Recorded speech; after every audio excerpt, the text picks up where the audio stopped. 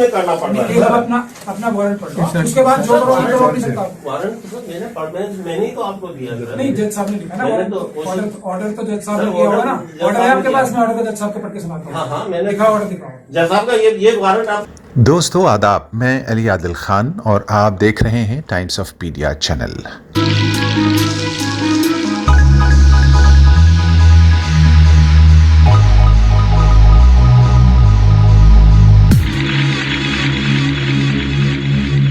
फैसला जालिमों की हिमायत में जाएगा, ये हाल रहा तो कौन अदालत जाएगा। किसी भी देश की अदालतों का गठन अपराधियों को सजा और पीड़ितों को इंसाफ दिलाने के लिए ही किया जाता है ना। और इंसाफ किसी भी देश में तरक्की और अमन की राह को हमवार करने का सबसे मजबूत जरिया होता है। लेकिन अगर अदालतों में हुक्मरान, जमात, क्रिमिनल्स या पैसे वालों का तसल्लुत और कब्जा हो जाए तो फिर इंसाफ की उम्मीदें मांद पड़ जाती हैं। इसी को शायद आप जंगल राज भी कहते हैं। लेकिन दुनिया के हुक्मरान को याद रखना होगा, दुनिया के हुक्मरान को, मैं हिंदुस्तान के हुक्मरान की बात नहीं कर रहा हूँ, कि जुल्म की टहनी कभी फलती नहीं, नाव कागज़ की कभी चलती नहीं। इंसाफ का चलन रब की रज़ा का परवाना लाता है, जबकि नाइंसाफ़ी उसके गज़ब को भड़काती है। दुनिया की तारीख इस बात की शाहिद है कि जब भी दुनिया में मजलूमों के साथ हुकूमत की तरफ से जो है वो नाइंसाफ़ी हुई है, तो फिर धरती पर कहर, सूखा और महामारी जैसी घटनाएं होती रही हैं, जो आज पूरी दुनिया में देखने को मिल रही है ना। और इस सब की जिम्मेदारी हुकूमतों की होती है। जाहिर है इन सब के लिए जो है वो हुकूमतें होती हैं, चूँकि उनके पास पूरी ताकत होती है और वही इसके लिए अकाउंटेबल होती हैं। नॉर्थ ईस्ट दिल्ली के इलाके में फरवरी 2019 के दंगे में 53 लोग मारे गए थे। 400 से ज़्यादा लोग घायल हुए थे, जिसमें से अधिकतर अल्पसंख्यक समुदाय से थे। भारी तादाद में दुकानें, मकान और फैक्ट्रियों को आग लगा दी गई थी और अरबों रुपए का उसमें नुकसान बताया जाता है। इस दौरान दिल्ली पुलिस के जवान दंगाइयों का साथ देते वीडियोज़ में आपने भी देखे होंगे। उसके बाद से दुनिया की विश्वसनीयता और कार्यशैली, यानी पुलिस की जो विश्वसनीयता और कार्यशैली शक के दायरे में आ गई थी, और जाहिर है आनी भी चाहिए थी। रखवाले ही जो है वो रहजन बने थे और लुटेरे बने हुए थे। इसके प्रतिरोध में बहुसंख्यक समुदाय का भी नुकसान हुआ, और फिर जिस तरह से प्रत्यक्ष प्रमाण के बावजूद पीड़ितों की FIR नहीं लिखी गई, उसके बाद वो शक विश्वास में बदल गया और पुलिस यानी पूर्वग्रह से ग्रस्त है, जिसका जिक्र दिल्ली की अदालत के न्यायाधीश ने भी किया है। आम आदमी पार्टी के राज्यसभा सांसद संजय सिंह ने पार्लियामेंट में कहा था कि दिल्ली दंगे बीजेपी ने सुनियोजित तरीके से कराए हैं। अगर ऐसा नहीं है तो संजय सिंह पर गलत बयानी करने और झूठे इल्जाम के आरोप में उनके खिलाफ मुकदमात क्यों नहीं चलाए गए हैं, और अगर वो सही हैं तो फिर वो लोग कहाँ हैं जिन पर उन्होंने इल्ज़ाम आयद किए हैं, वो बाहर क्यों हैं, वो अंदर सब होने चाहिए। इसका मतलब सांसद संजय सिंह का दावा सच्चा है, और अगर वो सच्चे हैं तो जिन आधारों पर वो दंगों को बीजेपी की साजिश बता रहे हैं, उसके आधार पर पूरे मामले की तहकीक की जाए और इंसाफ किया जाए, और जो भी इसमें दागी हैं या अपराधी हैं, आरोपी हैं, उन सबको सज़ा होनी चाहिए कि नहीं होनी चाहिए। नफरत की सियासत ने 40 मुस्लिम जानों के साथ 13 हिंदू जानों को भी बलि दी। नफरत की सियासत ने कब तक नफरत के सौदागर इस तरह हिंदुओं, मुसलमानों और दूसरे मजहब की और जातियों के बेगुनाहों को बलि का बकरा बनाते रहेंगे। अगर थोड़ी भी इंसानियत बची है ना, तो सोचो जो घर बर्बाद हुए हैं उनकी आह आसमानों से जब लौटेगी तो तुम्हारे लिए क्या लेकर आएगी, तुमको पता है ना। ठीक है, जिनके सुहाग गुजरते हैं, मांगें सूनी होती हैं, जिनकी गोद वीरान होती है या जिनका साया छिन जाता है, उनकी आह खाली नहीं जाती। जिस पर भी विश्वास रखते हो उसका तुमको वास्ता, अपनी नस्लों पर रहम खाओ, खुद अपने पर रहम खाओ और बाज आओ नफरत और जुल्म की सियासत से, वरना कई जालिमों को तुमने भी देखा होगा सिसकते हुए रहम की भीख मांग रहे थे। एक छोटे से वक्फे के लिए हम इजाजत लेते हैं और फौरन हाजिर होते हैं।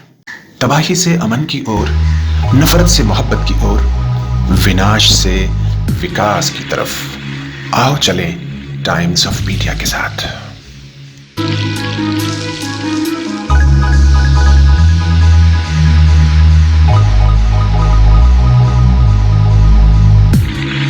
वक्फे के बाद आपका खैर मकदम है। दर्जनों फैक्ट फाइंडिंग एजेंसीज की रिपोर्ट में इन दंगों को सुनियोजित बताया गया, एक तरफा कार्रवाई बताया गया था। आम आदमी पार्टी की, जैसे हमने बताया, संजय सिंह ने खुलेआम दिल्ली दंगों के पीछे बीजेपी का हाथ बताया था।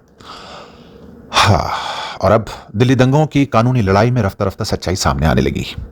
अचानक सुप्रीम कोर्ट के वरिष्ठ अधिवक्ता और दिल्ली दंगों के विक्टिम और पीड़ितों की पैरवी कर रहे महमूद पराचा के दफ्तर पर दिल्ली पुलिस की स्पेशल सेल की टीम द्वारा सर्च ऑपरेशन किया जाना संजय सिंह के बयान को शक्ति देता है। महमूद पराचा के अनुसार दिल्ली दंगों की योजना के तार सत्ताधारी पार्टी के आला नेताओं तक पहुंचने वाले ही हैं। इसी बीच अचानक पराचा के ऑफिस में वर्चुअल हियरिंग के दौरान उनके दफ्तर में दिल्ली पुलिस की स्पेशल सेल रेड हुई, जो दोपहर 12:30 बजे से शुरू होकर मध्य रात्रि 2:30 बजे तक लगभग 14.5 घंटे तक चली।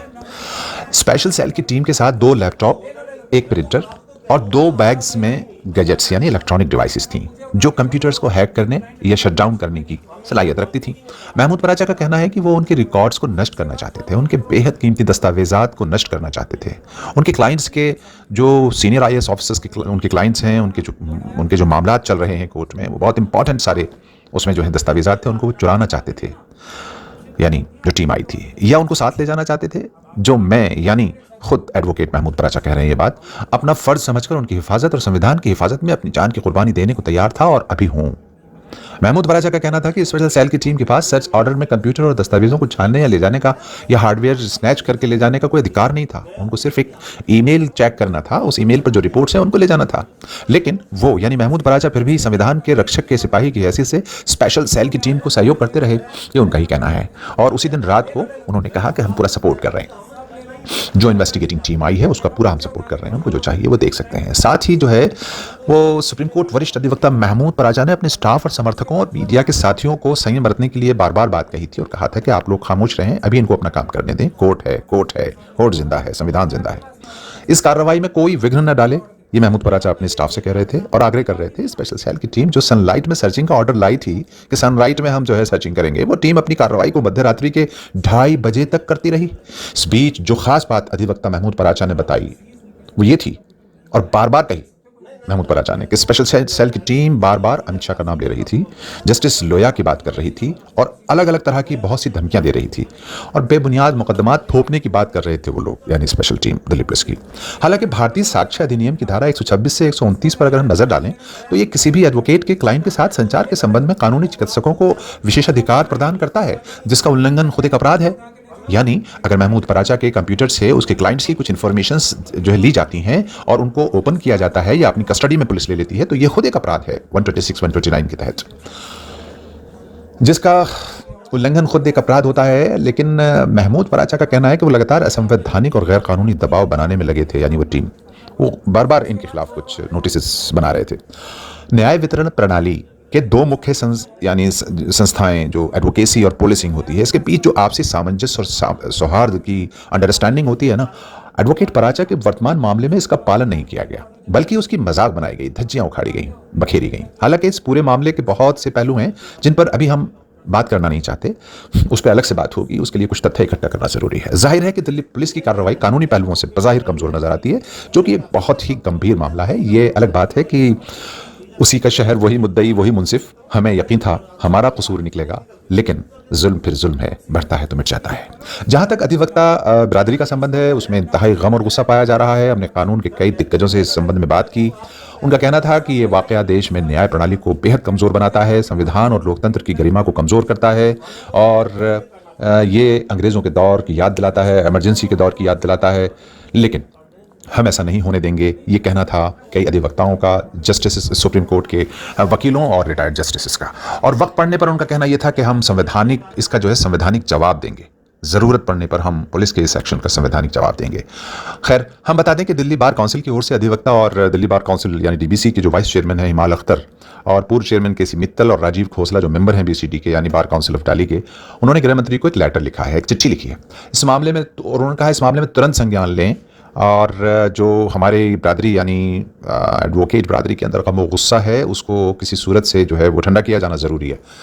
BCI के पूर्व पदाधिकारियों ने इस मामले को अधिवक्ता बिरादरी के लिए अपमानजनक साजिश बताया है, जिसका वक्त पड़ने पर जवाब देने की भी वो बात कर रहे थे। महमूद पराचा की दरख्वास्त पर दिल्ली की पटियाला हाउस के ड्यूटी मजिस्ट्रेट ने 27 दिसंबर को सुनवाई करते हुए एप्लीकेंट को वीडियो फुटेज ज़रूरत पड़ने पर देने की बात कही। साथ ही 5 जनवरी को इन्वेस्टिगेटिंग ऑफिसर यानी आयोग को कोर्ट में उपस्थित रहने का भी आदेश जारी किया है। आगे क्या होता है इस संबंध में, आगे की प्रक्रियाएं क्या रहती हैं, हम आपको ज़रूर सूचित करेंगे। आपको ये पूरा वीडियो कैसा लगा, पसंद आया हो तो इसको लाइक शेयर कर दीजिएगा और अपने चैनल टाइम्स ऑफ मीडिया को सब्सक्राइब करने की भी मेहरबानी फरमाएं। थैंक यू वेरी मच, शुक्रिया।